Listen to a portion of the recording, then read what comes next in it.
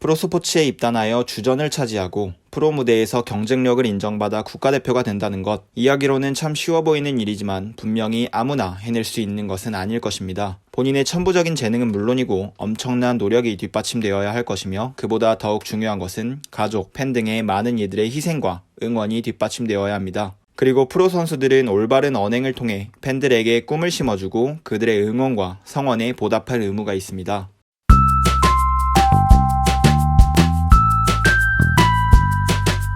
지난 12월부터 수차례 언급된 흥국생명의 팀 내 불화설, 이다영의 극단적 선택 기사, 이재영, 이다영 쌍둥이 자매의 학교폭력 사실 탄로, 그리고 2월 15일 국가대표 자격 박탈과 리그 무기한 출전 정지 처분까지 흥국생명이 슈퍼팀을 결성한 지 불과 1년 만에 온탕과 냉탕을 오가고 있습니다. 주전 선수들이 둘이나 빠진 흥국생명은 앞으로 어떠한 변화를 추구해야 할까요? 흥국생명의 미래에 대해 이야기를 하기 위해서는 두 선수가 팀 내에서 어떠한 포지션에서 어떠한 역할을 하고 있는지를 확인할 필요가 있습니다. 이다영의 포지션인 세터는 팀 공격의 핵심 연결 역할을 담당합니다. 농구의 포인트 가드, 야구의 포수, 축구의 미드필더와 같이 팀원들과의 커뮤니케이션이 가장 활발해야 하는 포지션입니다. 적극적인 커뮤니케이션을 통해 가장 효율적인 공격 루트로 팀의 공격을 이끌어 나가야 하는 현대배구에서 가장 중요한 포지션입니다. 이다영의 포지션인 레프트는 주력 공격 옵션인 라이트를 보좌하고 팀의 세컨드 공격 옵션을 담당하며 공격과 수비 능력 모두 필요한 대표적인 배구의 전천후 멀티 포지션입니다. 징계 이후 팀 내 주요 세터였던 이다영이 빠지게 되고 김다솔과 신인 박혜진이 자리를 메꾸게 되었으며, 레프트에 이재영이 빠지고 김미연이 그 자리를 대신하게 되었습니다.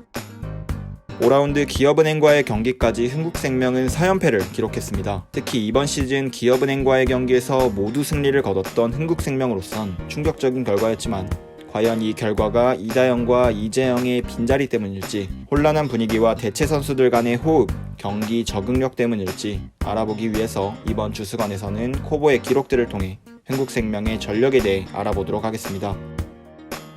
먼저 이다영의 기록입니다. 세터 포지션에서 가장 중요한 기록 지표로는 세트당 평균 세트 성공 개수를 꼽을 수 있습니다. 이 지표에서 이다영의 세트당 평균 성공 개수는 11.05개로 리그에서 전체 1위를 차지하고 있습니다. 물론 리그 1위 팀의 주전 세터이자 팀의 공격을 메이드시킬 수 있는 훌륭한 공격수가 많아 스탯을 쌓는 데 어느 정도의 이득을 본 것도 맞으나, 해당 기록을 통해 이다영은 좋은 토스 능력을 바탕으로 흥국생명의 공격 성공에 많은 영향력을 가지고 있는 리그 최상위권 세터였다는 것은 부정할 수 없는 사실입니다. 또한 흥국생명에서의 이다영의 역할은 단순히 훌륭한 세터로서만의 능력은 아니었습니다. 타팀 세터들과 비교했을 때 세트만이 아닌 공격 성공률과 블로킹 지표들이 높게 나타나며 공수 양면에서 모두 고른 능력치를 가진 것을 확인할 수 있었습니다. 반면 대체 선수인 김다솔은 조금 아쉬운 경기력을 보여주고 있습니다. 세트당 평균 세트 성공 개수는 5.3개로 리그 하위권에 위치하고 있으며, 경기에서도 볼 배분이 다양하지 않고 토스의 강도나 위치, 속도 등에서도 아쉬움을 보여주고 있다는 평가를 받고 있습니다. 다음은 주전 레프트였던 이재영의 기록입니다. 이재영은 흥국생명의 부재인 라이트 포지션을 커버하기 위해서 김연경과 팀 내 득점을 도맡아 왔습니다. 팀 내 전체 득점 기록을 살펴보면 김연경이 34%, 이재영이 30%로 2명에서 60% 이상을 차지할 만큼 이재영은 흥국생명의 공격에 많은 기여를 했습니다. 리그 전체 공격 지표를 살펴보더라도 39.3%의 높은 공격 성공률 수치를 보였습니다. 수비적인 측면에서도 이재영의 가치는 높게 나타납니다. 디그와 리시브를 포함한 수비 지표를 세트당 6개를 기록하면서 리그 상위권의 수비 능력을 확인할 수 있습니다. 이재영의 안정적인 수비 능력은 김연경의 수비 부담을 덜어주고 라이트의 부재로 인한 공격에 더욱 힘을 실게 해줍니다. 이재영의 대체 선수 김미연은 공격적인 측면에서는 공격 성공률 30%, 수비적인 측면에서는 리시브 효율 24%를 기록하며 이재영과 비교해 아쉬운 모습을 나타내고 있습니다. 서브에서는 좋은 모습을 보여주고 있지만 공격과 수비 모두 골고루 수행해야 하는 레프트 포지션에서 더욱 경쟁력을 나타내기 위해서는 공수 양면으로 더 발전된 모습을 보여야 할 것 같습니다.